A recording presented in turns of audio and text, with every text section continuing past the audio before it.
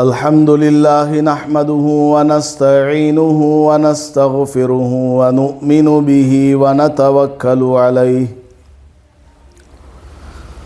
ونعوذ بالله من شرور أنفسنا ومن سيئات أعمالنا من يهده الله فلا مضل له ومن يضلله فلا هادي له ونشهد أن لا إله إلا الله وحده لا شريك له ونشهد أن سيدنا ومولانا محمدا عبده ورسوله صلى الله عليه وعلى آله وأصحابه وبارك وسلم أما بعد فأعوذ بالله من الشيطان الرجيم بسم الله الرحمن الرحيم اتل ما أوحي إليك من الكتاب وأقم الصلاة إن الصلاة تنهى عن الفحشاء والمنكر ولذكر الله أكبر والله يعلم ما تصنعون بارك الله لنا ولكم في القرآن المجيد والفرقان الحميد رب اشرح لي صدري ويسر لي أمري واحلل عقدة من لساني يفقه قولي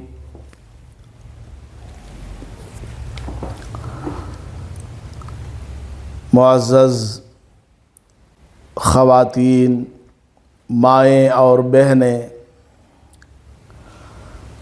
اللہ پاک کا بہت بڑا فضل اور اس کا کرم ہے،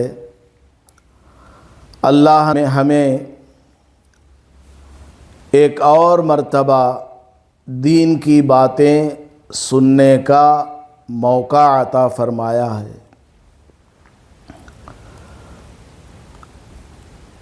جو خواتین پہلی مجلس میں گزشتہ ہفتہ تشریف لائی تھیں، آج دوبارہ وہ تشریف لائی ہیں، تو بہت سعادت کی بات ہے،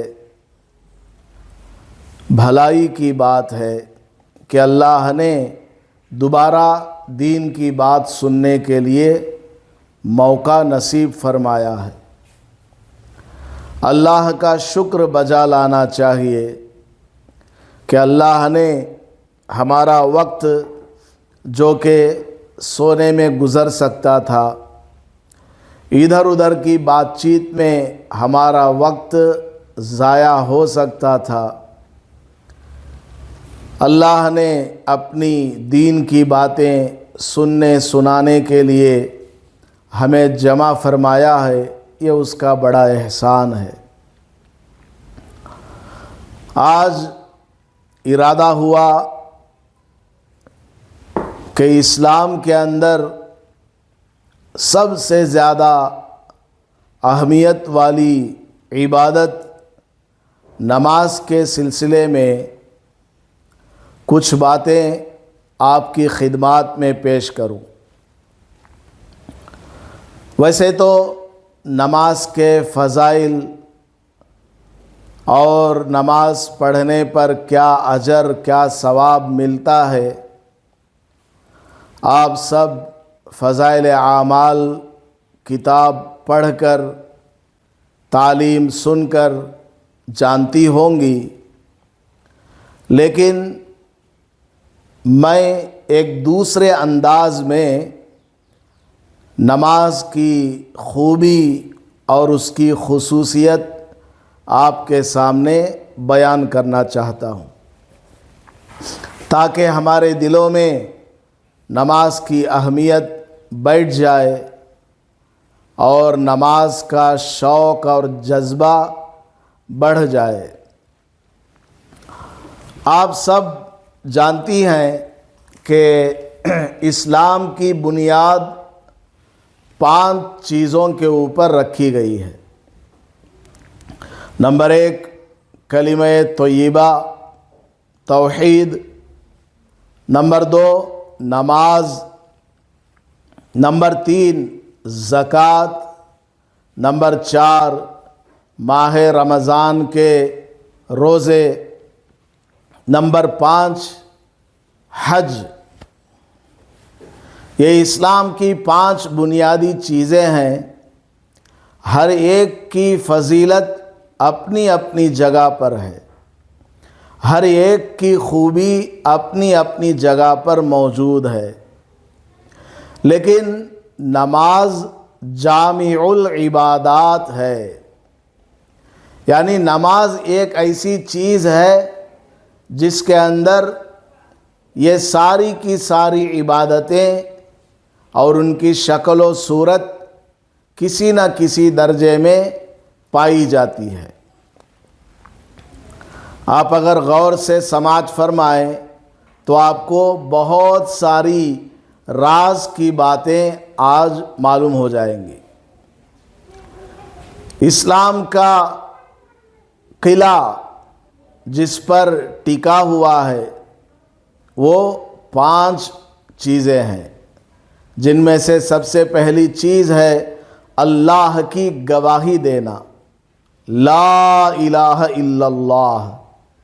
کلمے کو زبان سے پڑھنا، دل سے کلمے کے معنی اور اس کے مطلب کو سمجھنا اور یقین کرنا، مان لینا، یہ ہے اسلام کی پہلی بنیادی چیز، اللہ کی گواہی۔ اور جن چیزوں کی گواہی ہمارے اوپر لازم ہے وہ سب اس کے اندر شامل ہے۔ اب آپ دیکھیے نماز کو، نماز کے اندر بھی یہ کلمہ لا الہ الا اللہ پایا جاتا ہے۔ آپ جب نماز پڑھتی ہیں، نماز میں دوسری رکعت میں اور نماز کی آخری رکعت میں قعدہ اولا اور قعدہ آخرہ میں بیٹھ کر التحیات پڑھتی ہیں۔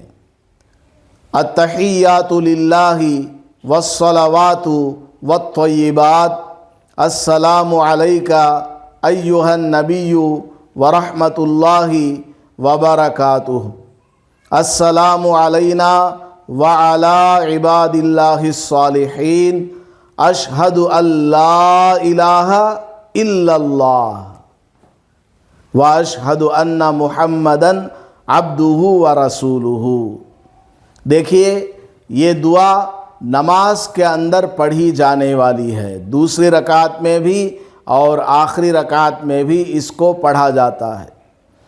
تو اس دعا کے اندر التحیات میں اسلام کی پہلی بنیادی چیز کلمہ لا الہ الا اللہ موجود ہے یا موجود نہیں ہے؟ بالکل موجود ہے۔ اشہد ان لا الہ الا اللہ، یہ کلمہ طیبہ جو کہ اسلام کی 5 بنیادی چیزوں میں سے ایک ہے، وہ نماز کے اندر خود موجود ہے۔ تو نماز کا مقام بڑھ گیا یا نہیں بڑھ گیا؟ ایک آدمی صرف ڈاکٹر ہے، دوسرا آدمی ڈاکٹر بھی ہے، انجینئر بھی ہے، تو اس کا مقام زیادہ ہو گیا، کیونکہ اس کے پاس 2 ڈگریاں ہیں کہ وہ ڈاکٹر بھی ہے ایٹ اے ٹائم اور ساتھ میں انجینئر بھی ہے۔ تو اسی طرح یہ نماز آپ دیکھ لیجئے، یہ نماز ایک خود اسلام کی 5 بنیادی چیزوں میں سے ایک ہے، اور اس کے اندر اسلام کی پہلی بنیادی چیز کلمہ لا الہ الا اللہ بھی التحیات والی دعا کے اندر موجود ہے۔ تو نماز کا مقام بڑھ گیا یا گھٹ گیا؟ یقیناً نماز کا درجہ، نماز کا مقام بہت زیادہ ہو گیا۔ اب اسلام کی جو 5 بنیادی چیزیں ہیں اس میں سے دوسری بنیادی چیز نماز خود ہے، نماز خود اپنی جگہ اسلام کی بنیادی چیزوں میں سے دوسری چیز ہے۔ اب تیسری چیز کیا ہے اسلام کی 5 بنیادی چیزوں میں سے؟ وہ ہے زکوٰۃ۔ جس آدمی کے پاس 52.5 تولہ چاندی ہو، یعنی پرانا تولہ، آج کے تولے کے اعتبار سے 60 پر 1 تولہ بنتا ہے، 612 گرام چاندی، اور سونا 7.5 تولہ ہو، یعنی پرانا تولہ، آج کے حساب سے 7.5 تولہ 80 پر 7 گرام پوائنٹ 480 ملی گرام بنتا ہے۔ اگر کسی آدمی کے پاس 7.5 تولہ سونا ہو یا 52.5 تولہ چاندی ہو، یا 52.5 تولہ چاندی کا جو مارکیٹ ویلیو ہے اتنا اس کے پاس نیٹ کیش ہے، بغیر قرض کے اتنا بچا ہوا ہے، یا اس کے پاس کوئی دکان ہے اس کے اندر موجود سامان 52.5 تولہ چاندی کے ریٹ کے برابر ہے یا اس سے زیادہ ہے، تو اس آدمی کے اوپر سال گزرتے ہی زکوٰۃ فرض ہو جاتی ہے۔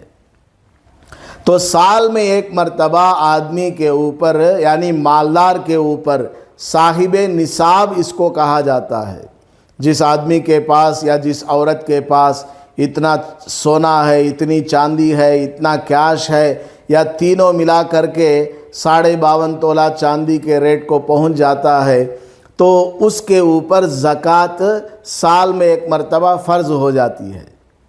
اب آپ آئیے نماز کے اندر، نماز میں بھی زکوٰۃ پائی جاتی ہے۔ دیکھیے آدمی 24 گھنٹے کی زندگی ہے، 24 گھنٹے کی زندگی میں آدمی کیا کرتا ہے؟ نماز پڑھنے کے لیے وقت نکالتا ہے، وضو کرنا ہے 5 منٹ وضو میں نکالتا ہے، سنتیں پڑھنی ہے اس میں 5 منٹ، فرض نماز پڑھنی ہے اس میں 5-10 منٹ، اس کے بعد پھر سنتیں ہیں اس میں 5 منٹ، نفل ہے اس میں 5 منٹ۔ اس طرح نماز کے لیے آدمی زکوٰۃ نکالتا ہے وقت کی۔ سال میں 1 مرتبہ آدمی زکوٰۃ نکالتا ہے سونے کی، چاندی کی، روپیہ پیسے کی، لیکن نماز کے اندر آدمی زکوٰۃ نکالتا ہے وقت کی، کہ 24 گھنٹے اے اللہ میں اپنے لیے استعمال کر رہا ہوں، اس وقت کی میں زکوٰۃ نکالتا ہوں۔ فجر کی نماز کے لیے 15 منٹ زکوٰۃ ہے، ظہر کی نماز کے لیے 20 منٹ کی زکوٰۃ ہے، عصر کے لیے 10 منٹ، مغرب کے لیے 15-20 منٹ، عشاء کے لیے آدھا گھنٹہ۔ اس طرح دن بھر کی 5 وقت کی نماز کے لیے، اور نفل وغیرہ پڑھتے ہوں ان کے لیے، تہجد پڑھتے ہوں تو ان کے لیے، ٹوٹل ملا کر کے 2-2.5 گھنٹہ اے اللہ میں اپنے 24 گھنٹوں کی زکوٰۃ نکالتا ہوں۔ تو دیکھیے نماز کے اندر کس کی زکوٰۃ ہے؟ وقت کی زکوٰۃ آدمی نکالتا ہے۔ اسی طرح اے اللہ میں اپنی آنکھ کو 24 گھنٹوں میں دنیا دیکھنے کے لیے استعمال کرتا ہوں، ہاتھ کو محنت مزدوری کام کاج کرنے کے لیے استعمال کرتا ہوں، اور اپنے پیر سے زمین میں چلتا ہوں پھرتا ہوں، زبان سے لوگوں سے بات چیت کرتا ہوں۔ اے اللہ میں اپنے جسم کے اعضاء کو 24 گھنٹے دنیا میں اور اپنی ضروریات میں استعمال کرتا ہوں۔ اب میں نماز پڑھنے جا رہا ہوں روزانہ 5 وقت کے لیے، یہ میرا جسم، یہ میری پوری باڈی تیرے لیے ہے۔ میں تیرے سامنے ہاتھ باندھ کر کے کھڑا ہو جاؤں گا، تیرے حکم پر میں ثنا پڑھوں گا، اعوذ باللہ پڑھوں گا، بسم اللہ پڑھوں گا، سورہ فاتحہ پڑھوں گا، اگلی سورت پڑھوں گا اور رکوع کروں گا۔ یہ کمر کی زکوٰۃ ہے۔ پھر سجدے میں جاؤں گا، میری پیشانی کی زکوٰۃ ہے، میرے ہاتھ پیر کی زکوٰۃ ہے۔ تو نماز پڑھ کر کے آدمی اپنے بدن کی زکوٰۃ نکالتا ہے، اپنے جسم اور اپنی باڈی کی زکوٰۃ نکالتا ہے۔ بعض مرتبہ آدمی کو نماز پڑھنے کے لیے پیسہ بھی خرچ کرنا پڑتا ہے، مسجد دور ہے، آدمی کو جانا ہے تو وہ آٹو سے جاتا ہے، ٹیکسی سے جاتا ہے یا موٹر سائیکل سے جاتا ہے۔ ہر نماز کے لیے جانا آنا 5 روپے کا پیٹرول، 10 روپے کا پیٹرول خرچ ہوتا ہے۔ آٹو میں اگر جاتا ہے تو 50-100 روپیہ وہ نماز کے لیے خرچ کر رہا ہے۔ تو مال کی زکوٰۃ روزانہ پائی جاتی ہے، مال کی زکوٰۃ نماز کے لیے روزانہ پائی جاتی ہے۔ جسم کی زکوٰۃ روزانہ 5 وقت آدمی نکالتا ہے، وقت کی زکوٰۃ روزانہ آدمی نماز کے لیے نکالتا ہے۔ تو آپ نے اندازہ لگایا کہ نماز کیسی عظیم الشان عبادت ہے کہ اسلام کی 5 بنیادی چیزوں میں سے تیسری بنیادی چیز زکوٰۃ، وہ بھی نماز کے اندر کسی نہ کسی شکل میں پائی جاتی ہے۔ وقت کی زکوٰۃ اس میں نکلتی ہے، جسم کی زکوٰۃ اس میں نکلتی ہے۔ وہ سال میں ایک مرتبہ ادا کی جانے والی زکوٰۃ ہے، اس کی شکل، اس کی صورت، اس کی اسپرٹ اللہ نے نماز کے اندر بھی رکھا ہوا ہے۔ تو نماز کا مقام اور مرتبہ بڑھا یا نہیں بڑھا؟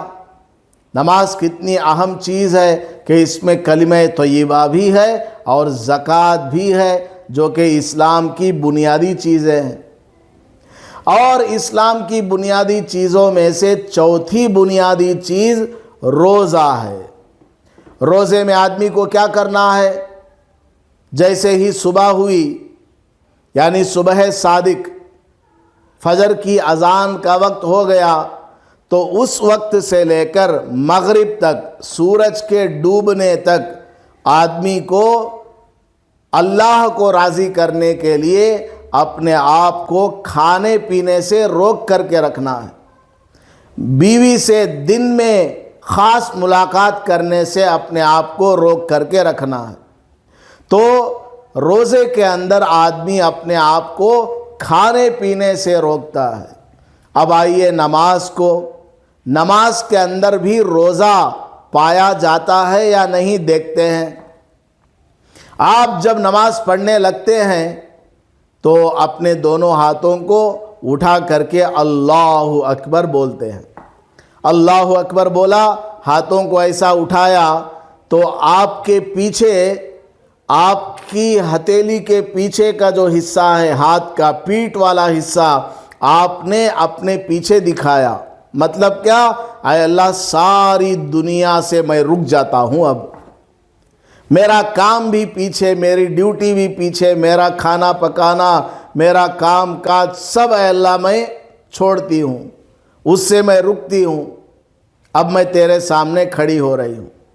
اب نماز کے اندر آپ کھاتے نہیں، پیتے نہیں، حتیٰ کہ روزے کے اندر تو آدمی بات چیت کر سکتا ہے، روزے کے اندر آدمی چل سکتا ہے، پھر سکتا ہے، ادھر ادھر دیکھ سکتا ہے، لیکن نماز کے اندر ایسا روزہ ہے کہ آدمی کھا نہیں سکتا، پی نہیں سکتا، بات نہیں کر سکتا کسی سے، ادھر ادھر چل نہیں سکتا، چلنا تو دور کی بات، سجدے کی جگہ سے ہٹ کر ادھر ادھر اس کو دیکھنا بھی نہیں ہے۔ مکمل توجہ اللہ کی طرف ہو، سجدے کی طرف ہماری نظر ہو، رکوع میں جائیں تو قدموں کے اوپر ہماری نظر ہو، سجدے میں جائیں تو ناک کے اوپر ہماری نظر ہو، اتحیات میں بیٹھیں تو ہماری گود میں ہماری نظر ہو۔ تو آپ اندازہ لگائیے، نماز کے اندر ایسا روزہ ہے کہ اس میں کھانے سے آدمی رکتا ہے، پینے سے رکتا ہے، بات کرنے سے رکتا ہے، چلنے پھرنے سے بھی رک جاتا ہے۔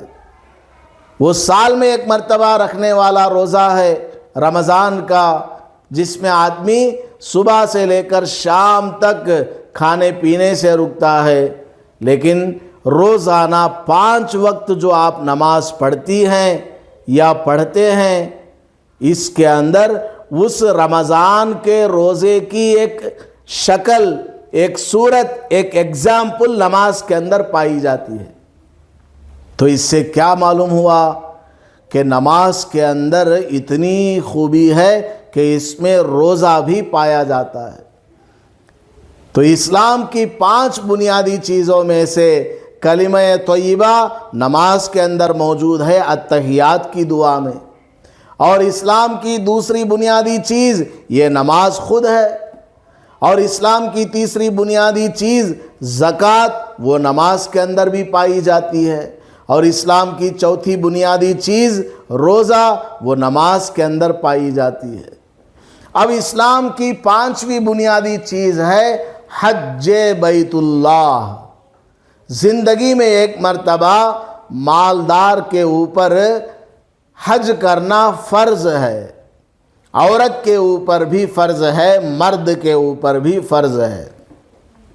عورت کے لیے البتہ صرف مال ہونا کافی نہیں، بلکہ اس کے ساتھ سفر میں لے جانے والا کوئی محرم بھی ضروری ہے۔ اس کا شوہر ہے، بیٹا ہے، بھائی ہے، یا باپ ہے، چچا ہے، تایا ہے، اس طرح کے جو قریبی رشتہ دار ہیں، ایسوں کے ساتھ حج میں جانا چاہیے۔ ہاں، عورت بہت زیادہ عمر کی ہو گئی ہے، بوڑھی ہو گئی ہے، 60 سال اس کی عمر ہو گئی ہے، زندگی میں کبھی کوئی محرم اس کو ملا نہیں ہے، تو دوسرے جو حج میں جا رہے ہوں گے مرد اور ان کے ساتھ عورتیں بھی ہیں، تو یہ بوڑھی عورت ان کے ساتھ مل کر کے حج پر جا سکتی ہے، جبکہ جن کے ساتھ جا رہی ہو ان کے ساتھ جانے میں کوئی فتنہ نہ ہو، کوئی ڈر خوف نہ ہو، عزت کا، مال کا، کسی کا خطرہ نہ ہو۔ بہرحال تو زندگی میں ایک مرتبہ مالدار کے اوپر حج کرنا فرض ہے، زندگی میں ایک مرتبہ۔ حج میں کیا کیا جاتا ہے؟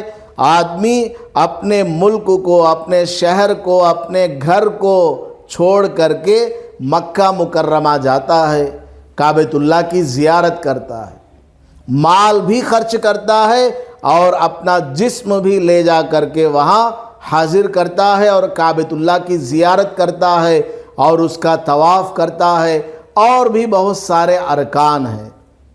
اب آئیے آپ نماز کو دیکھ لیجئے، نماز کے اندر بھی حج کی روحانی کیفیت پائی جاتی ہے۔ وہ کیسے؟ غور سے سنیے گا۔ جب آپ نماز پڑھنے لگتی ہیں تو کیا نیت کرتی ہیں؟ اے اللہ، مثال کے طور پر ابھی آپ عصر کی نماز پڑھیں گی تو کیا نیت کریں گی؟ اے اللہ، میں عصر کی 4 رکعت فرض نماز پڑھتی ہوں، اللہ کے واسطے، منہ طرف مکہ مسجد کے، منہ طرف میرے گھر کی دیوار کے، منہ طرف محمدیہ مسجد کے۔ کیا اسی طرح آپ نیت کرتی ہیں؟ دنیا میں جہاں کہیں بھی مسلمان رہتا ہے، چاہے شہر میں رہتا ہو، گاؤں میں رہتا ہو، جنگل و بیابان میں وہ نماز پڑھتا ہو، کسی بھی جگہ سے کوئی بھی مسلمان نماز پڑھتا ہے، جب نیت کرتا ہے تو نماز کی نیت میں یہ بولتا ہے منہ طرف کعبہ شریف کے، میں نماز پڑھتا ہوں کعبۃ اللہ کی طرف منہ کر کے۔ مطلب کیا؟ آدمی کھڑا ہے مدن پلی میں، آدمی کھڑا ہے اندرا نگر میں، آدمی کھڑا ہے جنگل میں، آدمی کھڑا ہے شہر میں، گاؤں میں، مکہ مکرمہ سے ہزاروں کلومیٹر دور آدمی نماز پڑھ رہا ہے، لیکن وہ نیت کرتے ہوئے منہ میرا کعبے کی طرف بول کر، منہ طرف کعبہ شریف کے بول کر، وہ دل و دل میں کعبۃ اللہ کی روزانہ زیارت کرتا ہے، فجر میں زیارت کرتا ہے، ظہر میں زیارت کرتا ہے، عصر میں، مغرب میں، عشاء میں، فرض نماز میں، نفل نماز میں، سنت نماز میں، واجب نماز میں، ہر نماز میں بندہ روزانہ کعبۃ اللہ کی روحانی طور پر زیارت کرتا ہے۔ وہ تو کعبۃ اللہ تک جانا، وہ تو زندگی میں آدمی ایک مرتبہ جاتا ہے، یا جتنی بار اللہ توفیق دے لیکن نماز کے اندر جو کعبے کی زیارت ہے، نماز کے اندر جو کعبۃ اللہ کی طرف آدمی کا خیال اور تصور جاتا ہے وہ روزانہ ہر نماز میں جاتا ہے۔ آپ اندازہ لگائیے کہ نماز کتنی عظیم الشان عبادت ہے کہ اس کے اندر حج کی ایک شکل پائی جاتی ہے۔ حج کو گویا کہ آدمی نماز کے ذریعے روحانی طور پر محسوس کر رہا ہے، فیل کر رہا ہے، گویا کہ میں کعبۃ اللہ کے سامنے کھڑا ہوا ہوں۔ تو اس سے آپ کو بات اچھی طرح سمجھ میں آ گئی کہ نماز کس قدر اہم عبادت ہے، کہ اس میں اسلام کی 5 بنیادی چیزوں میں سے سب کے سب اس میں موجود ہے۔ نماز کے اندر کلمہ بھی موجود ہے، نماز کے اندر زکوٰۃ بھی موجود ہے، نماز کے اندر روزہ بھی موجود ہے، اور نماز کے اندر حج بھی موجود ہے۔ اس کا یہ مطلب نہیں ہے کہ آدمی حج کرنے نہ جائے، گھر میں نماز پڑھتا رہے، میں کعبۃ اللہ کی زیارت دل میں کر رہا ہوں۔ آدمی سال میں زکوٰۃ نہ دے کہ میں روزانہ اپنے وقت کی زکوٰۃ نکالتا ہوں، اپنے جسم کی زکوٰۃ نکالتا ہوں۔ رمضان میں روزہ نہ رکھے آدمی کہ میں نماز کے اندر بھی تو روزہ رکھتا ہوں، کھاتا پیتا نہیں ہوں، ایسا مطلب نہیں۔ مطلب یہ ہے کہ یہ جو اسلام کی 5 بنیادی چیزیں ہیں ان کی ایک اسپرٹ، ان کا ایک تصور نماز کے اندر، امیجنیشن نماز کے اندر پایا جاتا ہے، یہ کہنے کا مطلب ہے۔ تو ایک آدمی صرف ڈاکٹر ہے، دوسرا آدمی ڈاکٹر بھی ہے، انجینئر بھی ہے، وکیل بھی ہے، ڈرائیور بھی ہے، بہت بڑا پروفیسر بھی ہے، تو دونوں میں کس کا مقام بڑھ گیا؟ یقیناً وہ آدمی جس کے اندر بہت ساری ڈگریاں پائی جاتی ہیں اس کا مقام بڑھ جاتا ہے۔ 1 ڈگری والے کا مقام اتنا نہیں جو 4 ڈگری والا ہے۔ تو نماز یہ اسلام کی 5 بنیادی چیزوں کو اپنے اندر رکھنے والی چیز ہے۔ اسی لیے نماز کو کہا جاتا ہے کہ یہ نماز جامع العبادات ہے، یعنی تمام عبادتوں کا مجموعہ، تمام عبادتوں کو اپنے اندر رکھنے والی چیز ہے نماز۔ اس کے علاوہ آپ دیکھیے اللہ تعالیٰ نے ارشاد فرمایا کہ قرآن کریم کو خوب پڑھا کرو۔ نبی پاک صلی اللہ علیہ وسلم نے ارشاد فرمایا سب سے افضل عبادت کیا ہے؟ قراءۃ القرآن ہے، نماز کو پڑھنا ہے، یہ قرآن کو پڑھنا ہے۔ اب آپ نماز میں نیت باندھتی ہیں، ثنا پڑھتی ہیں، اعوذ باللہ بسم اللہ پڑھتی ہیں، تو اس کے بعد کیا پڑھتی ہیں؟ الحم کا سورہ پڑھتی ہیں، اگلی سورت پڑھتی ہیں۔ تو یہ قرآن کی تلاوت نماز کے اندر آئی یا نہیں آئی؟ تو جو بہت بڑی عبادت ہے قرآن کریم کی تلاوت، وہ بھی نماز کے اندر موجود ہے، تو نماز کی ڈگری اور بڑھ گئی۔ اسی طرح اللہ پاک نے قرآن کریم میں ارشاد فرمایا ہے وَاذْكُرُوا اللَّهَ ذِكْرًا كَثِيرًا، اللہ کا خوب ذکر کرو، خوب اللہ کو یاد کرو، کلمہ پڑھو، سبحان اللہ پڑھو، چلتے پھرتے اٹھتے بیٹھتے سوتے جاگتے کھاتے پیتے آتے جاتے، سفر میں حضر میں بیماری میں تندرستی میں تنہائی میں مجمع عام میں ہمیشہ اللہ کو یاد کرو، ذکر کرنا۔ اب آپ نماز کے اندر بھی تو ذکر کرتی ہیں، نیت باندھتے وقت اللہ اکبر بولتی ہیں، یہ بھی ذکر ہے۔ رکوع میں جاتی ہیں سبحان ربی العظیم سبحان ربی العظیم سبحان ربی العظیم 3 مرتبہ یا 5 مرتبہ پڑھتی ہیں، یہ ذکر ہے۔ اسی طرح سجدے میں جاتی ہیں سبحان ربی الاعلیٰ سبحان ربی الاعلیٰ سبحان ربی الاعلیٰ 3 مرتبہ کہتی ہیں، یہ بھی ذکر ہے۔ تو نماز کے اندر قرآن کی تلاوت بھی موجود ہے، نماز کے اندر اللہ کا ذکر بھی موجود ہے۔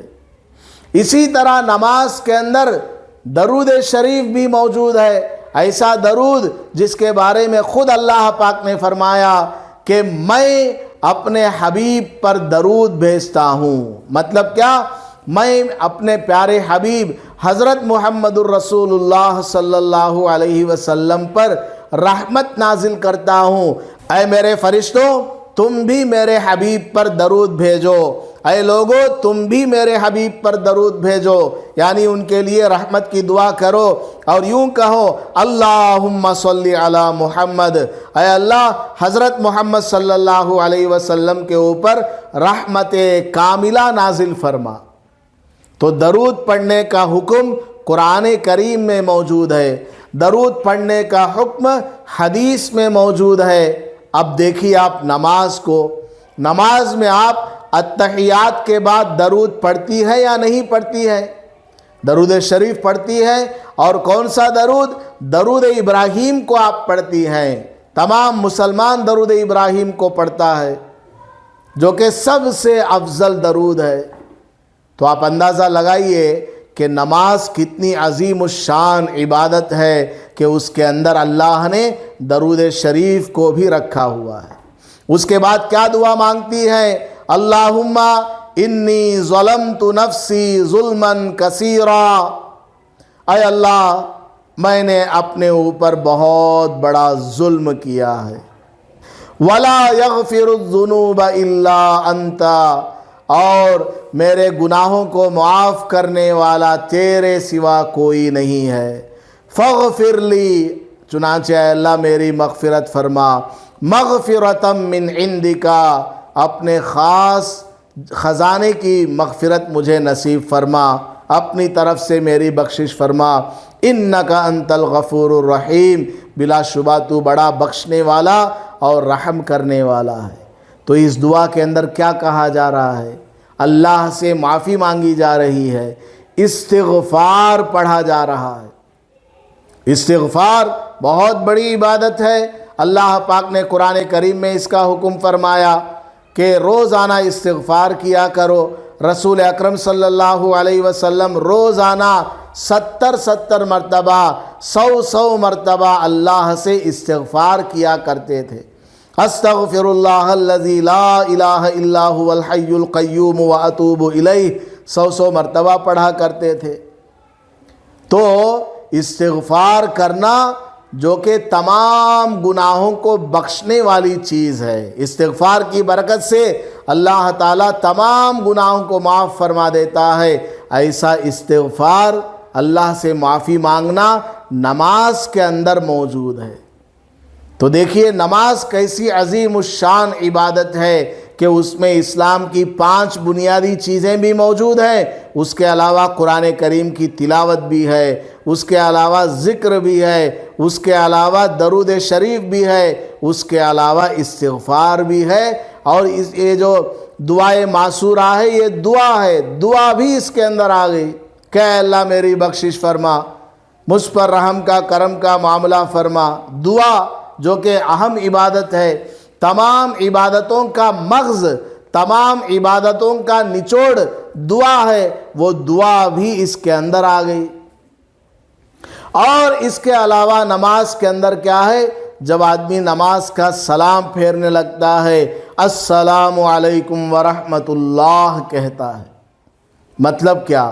اگر آدمی اکیلے نماز پڑھ رہا ہو تو اس کے داہنے طرف جو فرشتے ہیں اس کو سلام، اور بائیں طرف جو فرشتے ہیں اس کو سلام، اور اسی طرح نیک فرشتے اور نیک جنات کو بھی سلام۔ اگر جماعت کے ساتھ آدمی نماز پڑھ رہا ہے تو وہ دل میں یہ نیت کرے کہ میرے دائیں طرف جتنے بھی مقتدی ہیں نماز پڑھنے والے ان پر بھی سلام، میرے سامنے جو امام صاحب ہیں ان پر بھی سلام، اور میرے بائیں طرف جتنے مقتدی ہیں ان کو بھی سلام۔ تو اس میں کیا آ گیا؟ ایک دوسرے کو سلام کرنا بھی آ گیا۔ السلام علیکم ورحمت اللہ، السلام علیکم ورحمت اللہ۔ تمام ایمان والوں کے لیے دعا کرنا بھی اس کے اندر آ گیا۔ اور ایک بات آپ غور کیجئے گا، بڑی پوائنٹ کی بات میں آپ کو بتا رہا ہوں۔ جب آپ نماز شروع کرتی ہیں تو کیا بولتی ہیں؟ اللہ اکبر۔ سب سے پہلا لفظ جو آپ کی زبان سے نکلا وہ کیا ہے؟ اللہ۔ اب آپ نماز کا سلام پھیریں تو کیا بولتی ہیں؟ السلام علیکم वरहमतुल्लाह, आखिर में क्या आया? अल्लाह। तो नमाज के शुरू में भी अल्लाह और नमाज के आखिर में भी अल्लाह। मतलब क्या? पूरी की पूरी नमाज ऐ अल्लाह तेरे लिए है। मेरा कुरान पढ़ना, सूरत पढ़ना, रुकू करना, सजदा करना, उठना बैठना, सजदे में मेरी पेशानी का रगड़ना, सुबहान अल्लाह बोलना, सुबहान रब्बियल अज़ीम कहना, सुबहान रब्बियल आला कहना, मेरा रोना, मेरा धोना, मेरा झुकना, मेरा तड़पना, दिन की नमाज, रात की नमाज, अकेली की नमाज, जमात की नमाज, ऐ अल्लाह सब तेरे ही लिए। और एक बात क्या? नमाज के शुरू में अल्लाह कहा गया और नमाज के आखिर में अल्लाह कहा गया।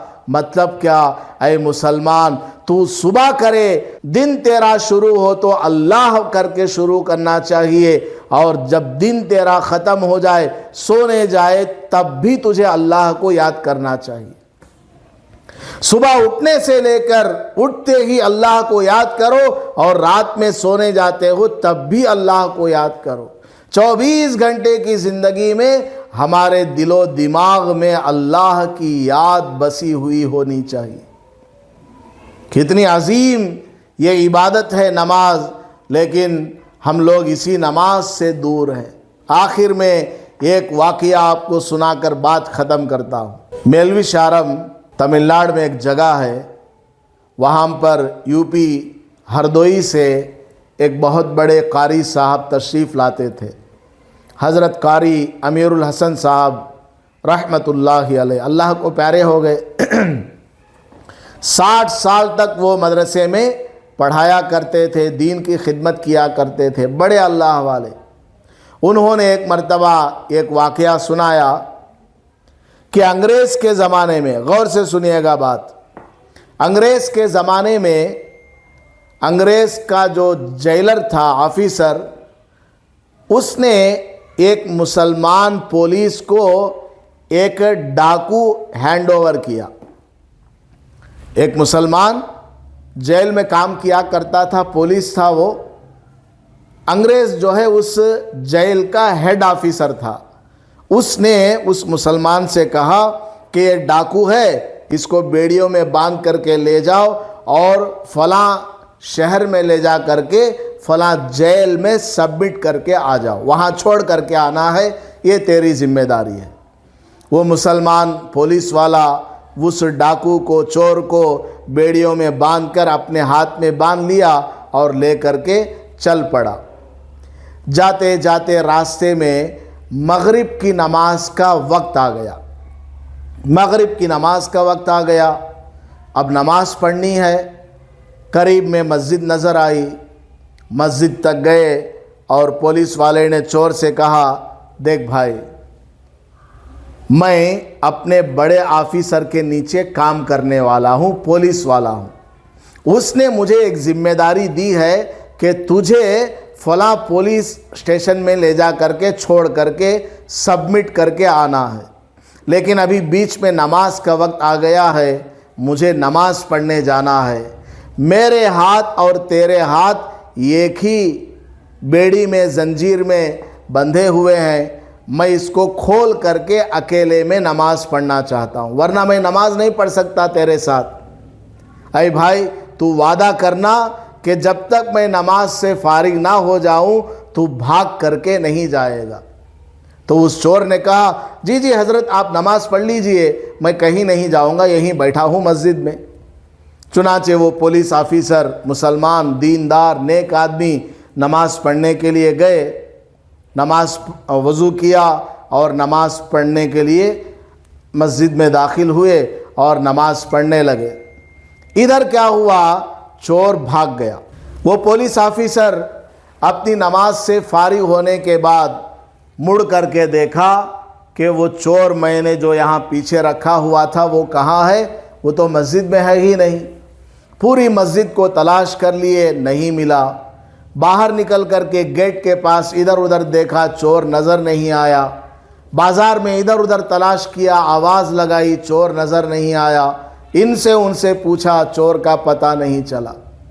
بہت زیادہ دکھی ہو گئے کہ اب میں اپنے آفیسر کو کیا جواب دوں گا، چور میرے ہاتھ سے چھوٹ گیا، وہ مجھے بھی ڈانٹے گا اور میری نماز کو بھی برا بھلا کہے گا کہ تجھے نماز پڑھنے کی کیا ضرورت ہے، کیوں نماز پڑھنے گیا، کیا فائدہ تجھے نماز پڑھ کر، وہ اس طرح بھی بولے گا۔ مجھے کچھ بھی بولے کوئی بات نہیں، میری نماز کو وہ برا کہے گا تو مجھے تکلیف ہوگی۔ اس طرح وہ پولیس آفیسر سوچتے سوچتے پریشان ہو کر اسی حال میں گھر چلے گئے۔ رات کا وقت ہوا، روتے روتے دعائیں کر کے سو گئے تو آدھی رات کے قریب وہ پولیس آفیسر کیا دیکھتے ہیں کہ دروازے پر کوئی کھٹکھٹ آ رہا ہے، دروازہ کوئی کھٹکھٹ آ رہا ہے، بلا رہا ہے۔ یہ رات میں آنکھ کھلی، وہ پولیس آفیسر دروازے پر گئے تو باہر سے کوئی پکار رہا ہے، دروازہ مار رہا ہے۔ تو دروازہ کھول کر کے دیکھا تو وہ پولیس آفیسر مسلمان نمازی دیکھتے کیا ہے کہ سامنے وہی چور ہے جس کے ہاتھ میں بیڑیاں ہیں۔ یہ پولیس آفیسر بہت پریشان، کیا عجیب بات ہے، تم تو بھاگ گئے تھے اور میرا گھر تلاش کرتے تم یہاں کیسے آ گئے؟ تو چور نے بڑی عجیب بات کہی، سنیے گا، چور نے بڑی ہی عجیب بات کہی۔ وہ چور کہتا ہے، اے مسلمان پولیس آفیسر، پتہ نہیں کیا عجیب طاقت ہے تمہاری نماز کے اندر، مجھے سمجھ میں نہیں آتا۔ میں جب تمہارے یہاں سے بھاگا، جتنا دور میں بھاگتا گیا میری آنکھوں کی روشنی کم ہوتی چلی گئی، اتنی کم ہوئی کہ سامنے راستہ ہی مجھے نظر نہیں آتا۔ جب میں پلٹ کر کے پیچھے، اے پولیس آفیسر، آپ کی طرف چلنے لگتا ہوں تو میری آنکھوں کی روشنی بڑھتی جاتی ہے اور بالکل صحیح ہو جاتی ہے۔ پھر میں یہ سمجھ کر کے میری آنکھ ٹھیک ہو گئی، پھر مڑ کر بھاگنے لگتا ہوں، میری روشنی کم ہوتی چلی جاتی ہے۔ اسی طرح میں مغرب کے بعد سے سڑک میں دھکے کھا رہا ہوں، آگے بھاگ کر کے جاتا ہوں، آنکھوں کی روشنی کم ہوتی چلی جاتی ہے اور نظر آنا بند ہو جاتا ہے۔ پیچھے مڑ کر واپس آپ کی طرف آنے لگتا ہوں تو میری روشنی بڑھتی جاتی ہے، مکمل مجھے نظر آنے لگتا ہے۔ میں بہت دیر تک سوچتا رہا کہ کیا بات ہے، پانی سے بھی آنکھوں کو دھویا، کپڑے سے بھی پوچھا، لیکن کوئی خرابی ظاہر میں آنکھوں کے اندر نظر نہیں آ رہی ہے۔ بعد میں میرے دل میں خیال آیا، اے پولیس آفیسر، تیری نماز کے اندر اتنی طاقت ہے کہ جس نے مجھے اندھا کر دیا ہے۔ تو نماز پڑھتا ہے، اللہ کی عبادت کرتا ہے اور میں تجھے دھوکہ دے کر کے بھاگ رہا ہوں۔ اللہ کو یہ بات پسند نہیں آئی، اس لیے اس نے مجھے اندھا کر دیا۔ اب میں اسی لیے معافی مانگنے کے لیے آپ کے پاس واپس آیا ہوں، میرے لیے کوئی راستہ نہیں بچا، لیجئے میرے ہاتھوں کو اپنے ساتھ باندھیے اور مجھے فلاں پولیس اسٹیشن میں لے جا کر کے سبمٹ کر دیجئے۔ بلکہ شاید یہ بات بھی پیش آئی اس چور کے ساتھ کہ اس چور نے اس پولیس والے کے ہاتھ پر مسلمان بھی ہو گیا، اسلام کو بھی اس نے قبول کر لیا کہ یہ نماز کیسی عجیب و غریب کی عبادت ہے کہ اس نے مجھے اندھا کر دیا۔ تو اندازہ لگائیے کہ نماز کا مقام اور اس کی فضیلت کتنی ہے۔ صحابہ رضی اللہ عنہم اپنے مرے ہوئے جانور کو 2 رکعت نماز پڑھ کر کے زندہ کر لیا کرتے تھے۔ 2 رکعت صلاۃ الحاجت کی نماز پڑھ کر اللہ سے مانگتے تھے، اے اللہ مجھے یہ گدھا چاہیے، میں سفر پہ نکلا ہوں، اس کے سوا میرے پاس کوئی سواری نہیں، راستے میں یہ بیمار ہو گیا، مر گیا، میں کیسے آگے بڑھوں گا، اے اللہ اس کو زندہ کر دے۔ 2 رکعت نماز پڑھی، اللہ نے اس کو زندہ کر دیا۔ تو خلاصہ کلام یہ ہے کہ نماز کے ذریعے ہم اللہ سے جو چاہیں اللہ تعالیٰ دیتا ہے۔ ایک اور بات میں آپ کو بتا دیتا ہوں، آج کل ہماری مائیں ان کی باتیں سن کر بہت بھاری عبادتیں کرنے لگتی ہیں۔ کیا؟ 40 دن سورہ بقرہ پڑھنا، 40 دن تک فلاں کام کرنا لیکن 5 ٹائم کی نماز نہیں پڑھتی. 5 ٹائم کی نماز پابندی سے پڑھیے. یہی نماز آپ کی دعا کو قبول کرانے کے لیے کافی ہے. آپ کو 40 دن کوئی سورت پڑھنے کی ضرورت نہیں ہے, کوئی منت ماننے کی ضرورت نہیں ہے. آپ 5 ٹائم پابندی سے وقت پر نماز پڑھا کریں, انشاءاللہ آپ کے سارے کام پورے ہو جائیں گے. اور بھی انشاءاللہ بہت ساری قیمتی باتیں آپ کے سامنے آگے چل کر بیان کروں گا. آج کے لیے بس اتنا ہی کہ نماز بہت اہم عبادت ہے, اس میں کسی بھی طرح کی سستی نہیں کرنی چاہیے. اللہ پاک ہم سب کو عمل کرنے کی توفیق عطا فرمائے. آمین. وآخر دعوانا الحمدللہ رب العالمین.